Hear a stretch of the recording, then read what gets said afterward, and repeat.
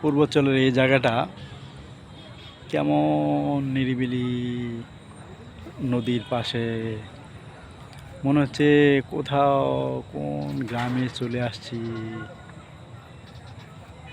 একটু এই পাশটা ওই যারা আসছেন এদিকে, ওই যে বিথির মায়ের যে হাঁসের দোকান টোকান, এখান থেকে আর একটু ডান দিকে এই অংশটা গাজীপুরের ভেতরে একটু মনে হয় পড়েছে, একদম কাছেই। ঢাকা শহরে বসবাস করেও মনে হচ্ছে একটু গ্রামের স্বাদ।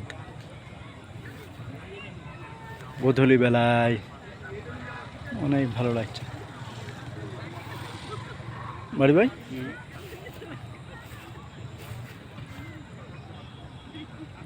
কি কিছু বলেন?